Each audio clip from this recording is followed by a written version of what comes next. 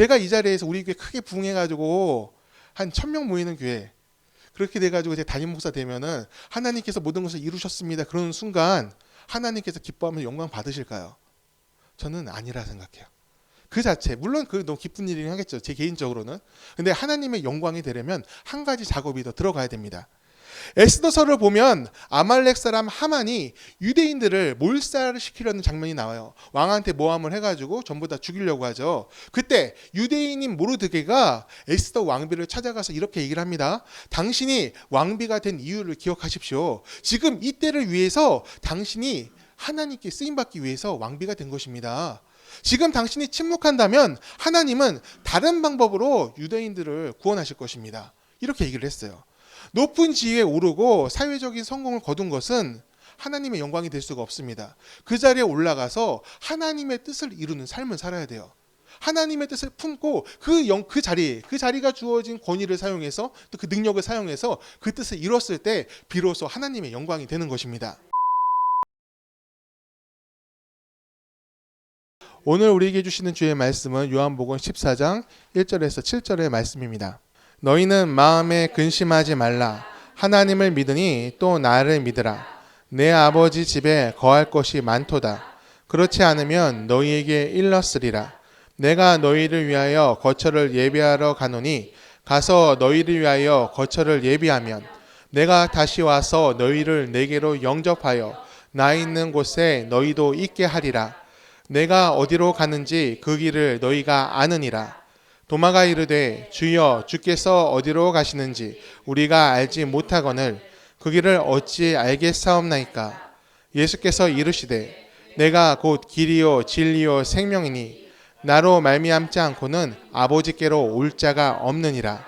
너희가 나를 알았더라면 내 아버지도 알았으리로다.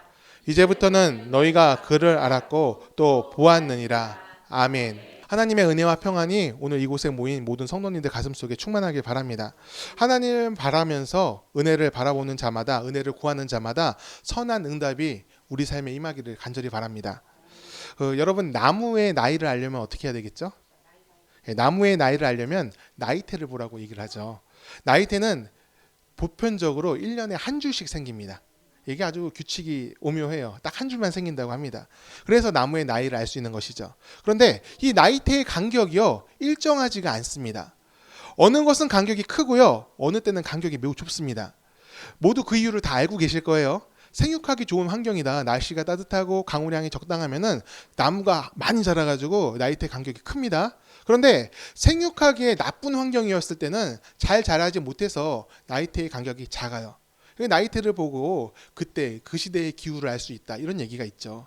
그런데 여러분, 그것도 알고 계십니까? 나이테 간격이 좁은 것이요 더 단단합니다.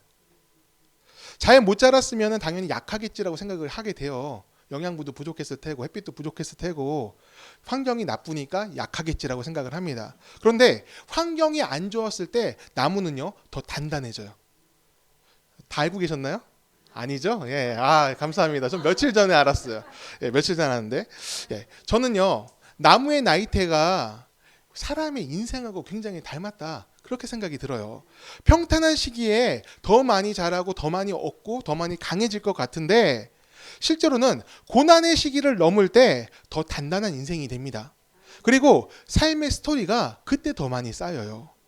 예수님의 삶이 그랬습니다. 성경은요, 공생애 이전의 예수님의 삶에 대해서 그렇게 얘기하고 있지 않아요. 많이 얘기하지 않아요. 별다른 것을 전하고 있지 않습니다. 어린 시절 정도만 나오고 있어요. 예수님이 30년 동안 뭘 했는지 잘 얘기를 하지 않습니다.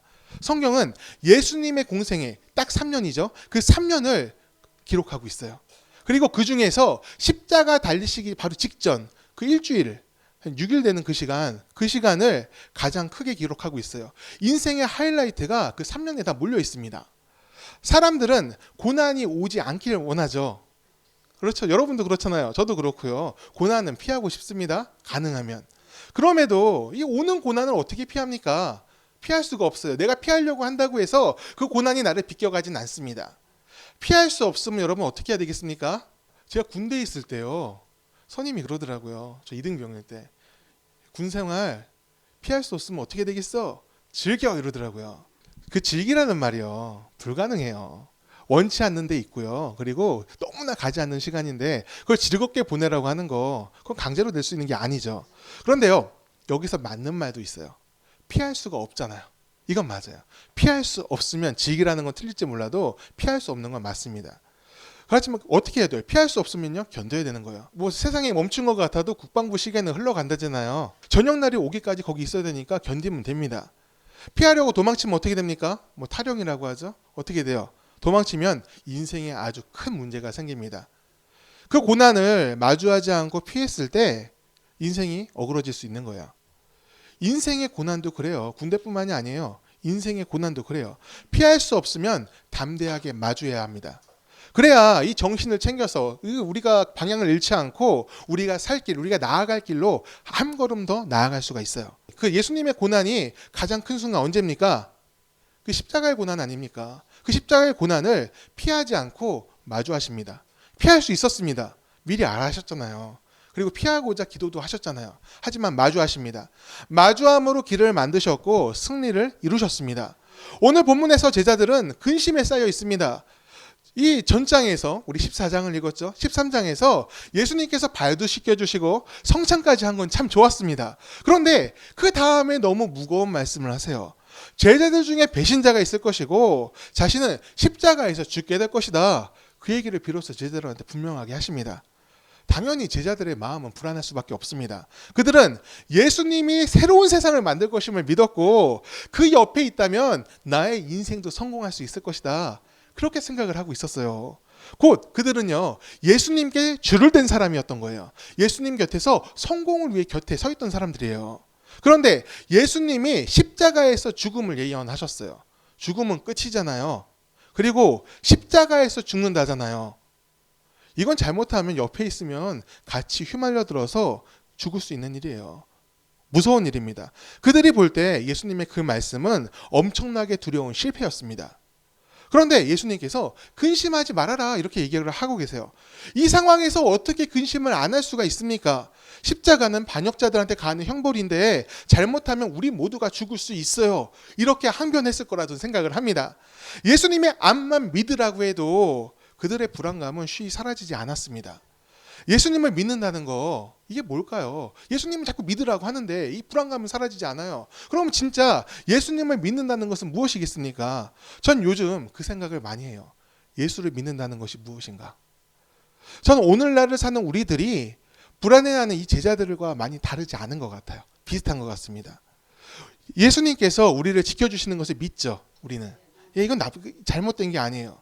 예수님이 우리를 지켜주시는 걸 믿고 우리를 인도하십니다. 우리를 선한 길로 이끄실 거예요. 이 믿음은 나쁜 게 아닙니다. 주님께서 우리를 승리하게 하실 것입니다. 이 믿음도 진실이에요. 그런데 그게 전부가 아닙니다. 예수를 믿는다는 거, 예수님을 영접했다는 거는 그게 전부가 아니에요. 예수를 믿는다는 사람들이 세상에서 여러 가지 문제를 일으키고 있죠. 이 이야기는 어제 오늘의 이야기는 아니에요. 잊을만 하면 한 것이 빵빵 터집니다. 자기 수가 틀리고 내 수하고 맞지 않고 내가 손해본다 생각하면은 집단 행동하는 경우도 있어요. 종교가 나의 삶을 포장해주는 무슨 신분 같은 역할을 하게 만드는 그런 사건들을 우리는 가끔 보게 됩니다. 큰 교회에 속한 것이 자부심이 되고 목사는 교회라는 이익단체의 대표처럼 느껴지는 시대, 그게 오늘날의 시대인 것 같아요. 안타까워요. 이런 행동이 세상에 어떤 영향을 남기게 될까요? 예수를 믿는다는 것은 사실 이런 것은 아니라 생각을 해요. 예수를 믿는다는 것은 예수님을 사랑하는 겁니다. 내가 얻게 될 것을 생각해서 예수를 믿는 것이 아니라 예수님을 사랑하기 때문에 내가 예수를 받아들인 거예요. 요한복음 14장 15절 말씀 같이 한번 읽겠습니다. 너희가 나를 사랑하면 나의 계명을 지키라. 할렐루야. 여러분, 예수님을 사랑하십니까? 그렇다면 그 사랑을 어떻게 증명하시겠습니까? 어떻게 나타낼 수 있을까요? 말씀은 나의 계명을 지키라 이렇게 얘기를 하고 있어요. 이 계명을 지키라는 것은 율법을 얼마나 지켰냐 체크리스트 만들어가지고 자 오늘 새벽기도 했냐 안 했냐 1번 2번 3번 4번 5번 해가지고 그렇게 성적표를 내라는 게 아닙니다. 예수님의 마음과 생각을 내 마음속에 품었느냐 그거예요.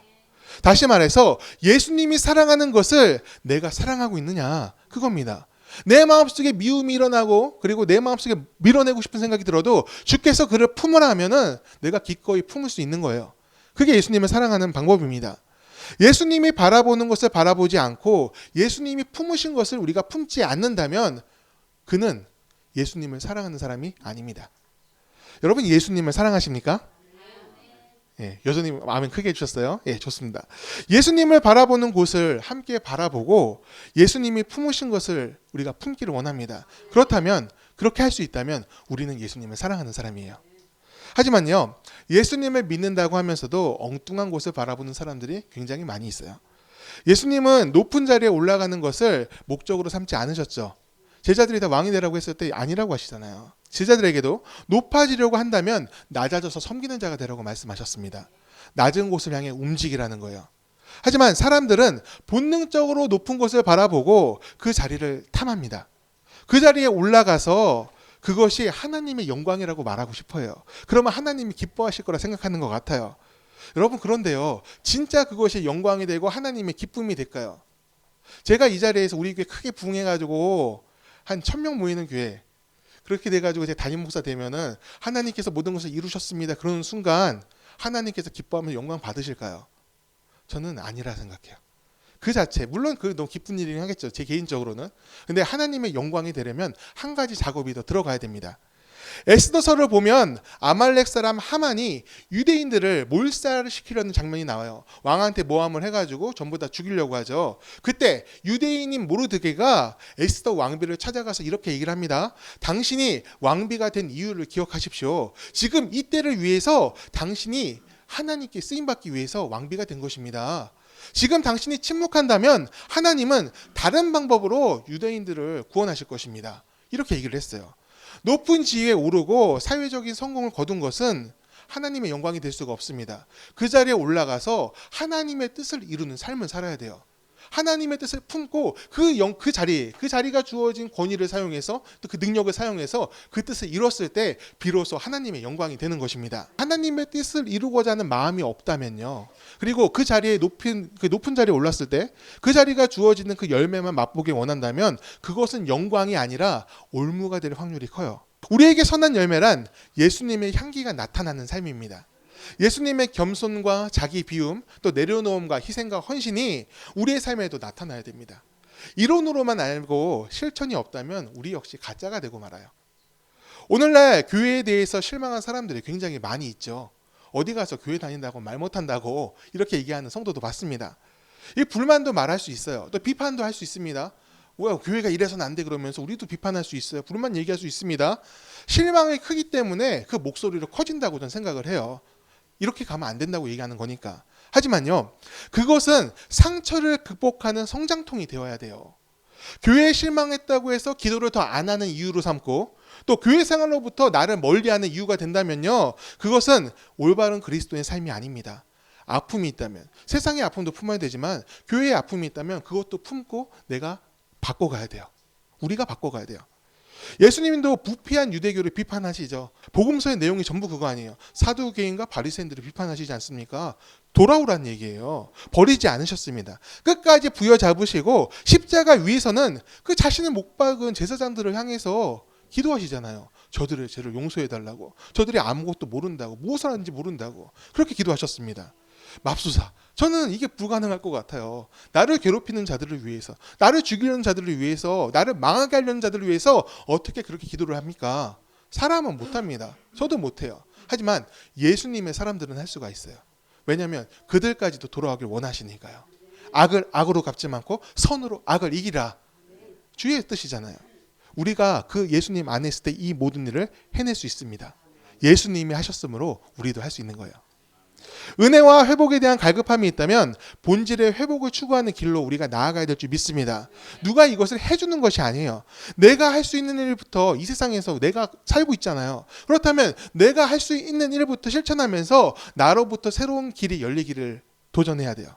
하나님께서 그런 사람을 기뻐하십니다. 또 그런 사람을 기억하고 계세요.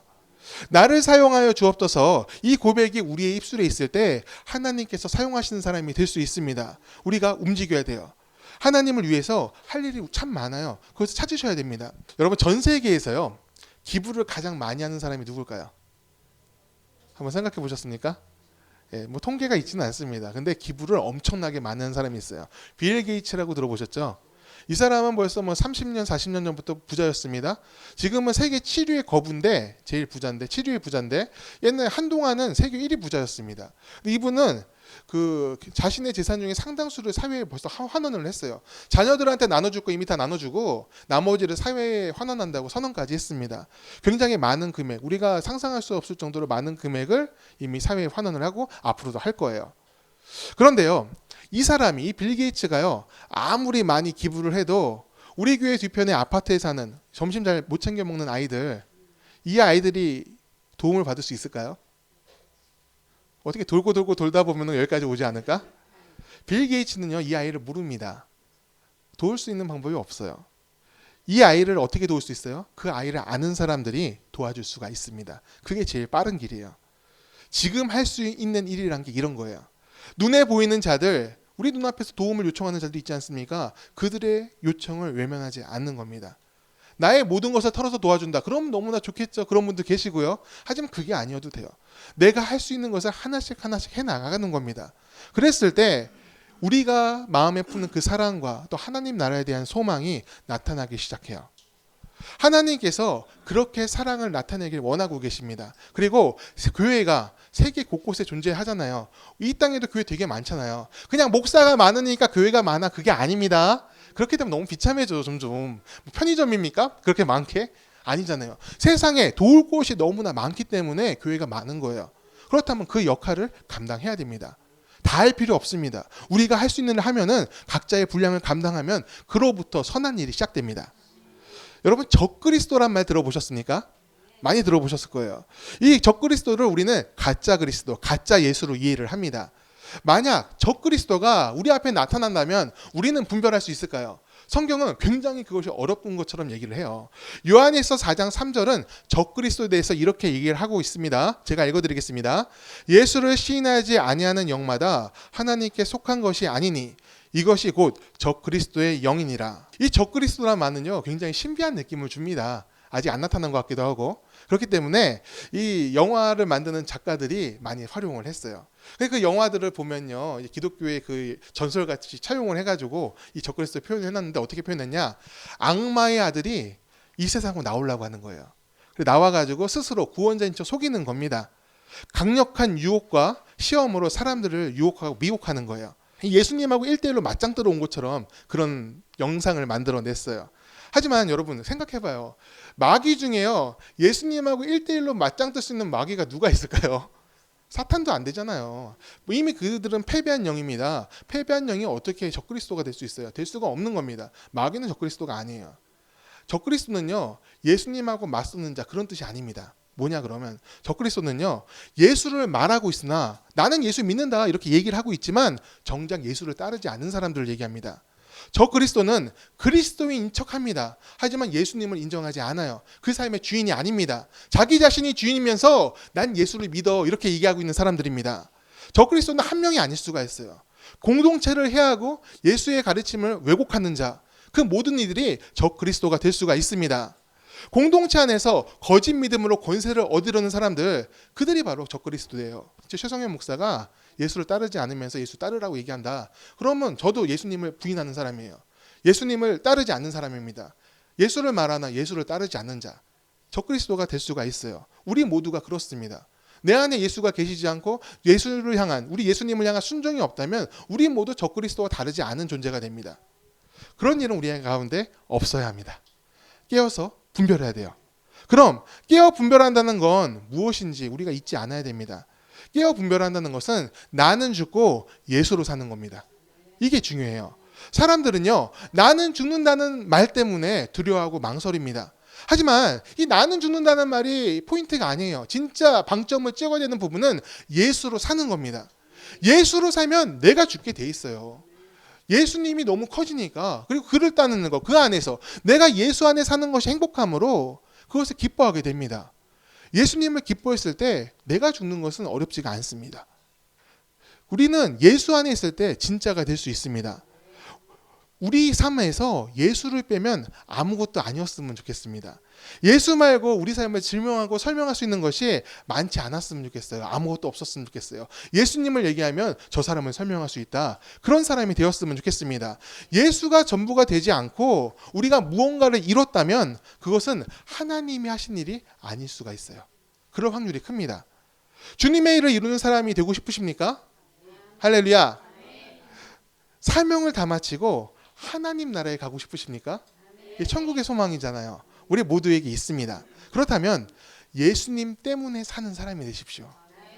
예수님 때문에 내가 삶 중에서 여러 가지 상황을 만났을 때 판단을 내릴 수 있고, 예수님 때문에 좀 더 좋은 선택을 찾았으면 좋겠습니다. 당장 눈앞에 보이는 일이 나한테 좋을지라도 예수님이 그것을 기뻐하시는지 선택할 수 있는, 주님 때문에 판단하고 주님 때문에 고민하고 주님 때문에 염려할 수 있는 우리들이 되었으면 좋겠어요. 예수님이 기뻐하실 일을 찾기를 바랍니다. 염려 많은 도마가 예수님께 묻습니다. 주님이 어디로 가는지 우리가 모르는데 우리가 갈 길을 어찌 알겠습니까? 이 말에 예수님은 이렇게 말씀하십니다. 6절 같이 읽겠습니다. 예수께서 이르시되 내가 곧 길이요 진리요 생명이니 나로 말미암지 않고는 아버지께로 알 자가 없느니라. 아멘. 우리는 이 말씀을 단지 영혼이 천국 가는 통로다 이렇게 이해하진 않았으면 좋겠어요. 거기서 머물면 안 돼요. 우리가 가야 할 하나님 나라는요, 이 땅에서 이루어야 되는 나라기도 합니다. 예수님이 길이요 진리요 생명이시니 예수님을 따라서 오늘 우리가 이루어야 되는 나라예요. 도마가 묻고자 한 게 그거예요. 예수님이 떠나신다 하면은 우리는 길을 잃은 어린 양과 같습니다. 우리 어떻게 해야 돼요? 그랬더니 예수님이 말씀하신 게 여전히 내가 너와 함께 한다는 거예요. 내가 너희 떠난 것 같아도 난 여전히 너희에게 길이고 진리고 생명이다. 그러니까 염려하지 말고 따라오라. 얘기하고 계시는 거예요. 제자들에게 가라고 하신 길이 오늘 우리가 걸어가야 될 길입니다. 고난처럼 보이더라도 피하지 말고 마주하기를 원합니다. 그래야 더 단단하게 인생의 길에서 승리를 할 수가 있어요. 우리가 하나님의 선하심을 믿는다면 우리를 인도하신 예수님을 믿고 따라가길 바랍니다. 우리가 진짜 두려워야 되는 것은요, 우리의 삶이 예수님을 닮지 않을까 봐 염려해야 돼요. 예수님의 뜻과 마음이 우리에게서 느껴지지 않는다면 우리는 실패한 겁니다. 썩어지는 것이 무서운 것이 아니라 예수님을 따르지 못하는 것, 그것을 우리가 두려워해야 합니다. 오늘 내가 가고 있는 길, 우리가 가고 있는 길이 예수님께서 걸어가신 길인지 아닌지 확인할 필요가 있어요. 예수님의 길이 아니면 어떻게 해야 되겠습니까? 얼른 그 길에서 떠나셔야 됩니다. 하지만 예수님의 길이 맞다면 용기 내어서 더 담대하게 앞으로 나가셔야 돼요. 그것이 승리할 수 있는 길입니다. 주님의 사랑과 긍휼이 우리와 함께합니다. 그 마음을 품고 오늘도 세상에서 승리하시기를 바랍니다. 비록 고난과 어려움이 있을지언정 우리는 넘어지지 않고 하나님의 뜻을 이룰 것입니다. 그리고 그 끝에서 두 팔 벌리고 계신 예수님을 만나게 될 줄 믿습니다.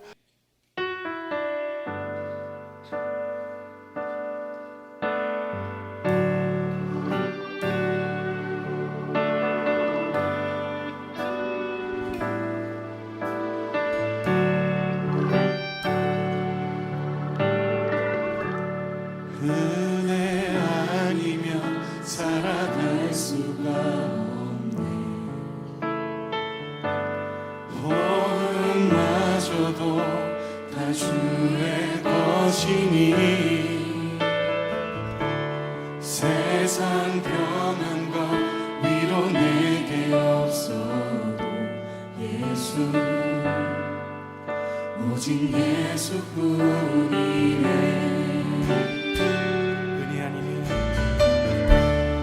은혜 아니면 살아갈 수가 없네. 호흡마저도 다 주의 것이니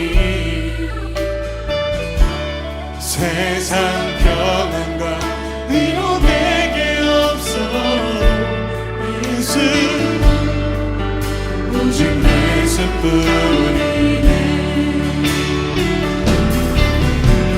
그 신기에 나볼 수도 없고 작은 고난에 지쳐도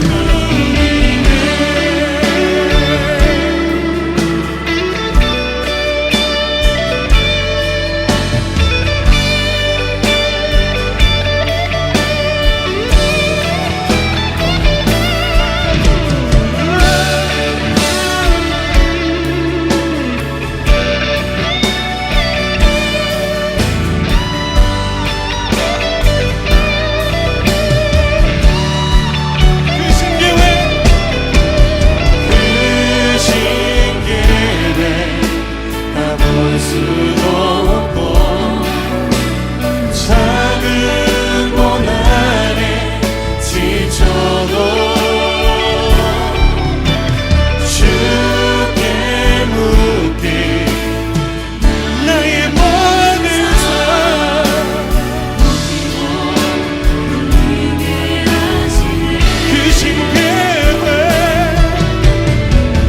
그 신계회 가볼 수도 없고 작은 고난에 지쳐도 주께 묻기 나의 모든 삶 여러분들만 고백하시겠습니까? 크신 계획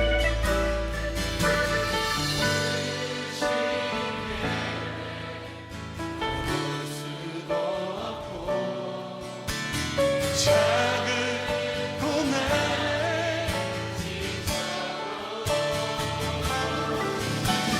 주께 묻기 나의 모든 삶 견디게 하시네 은혜 아니면 은혜 아니면 살아갈 수가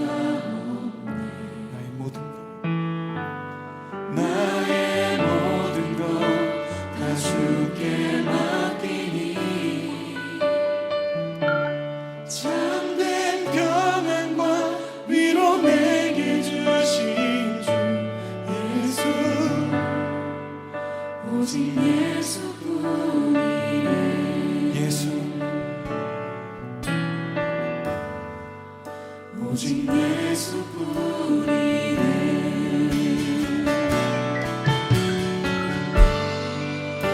오직 예수뿐이네 참된 평안과 위로 내게 주신 오직 예수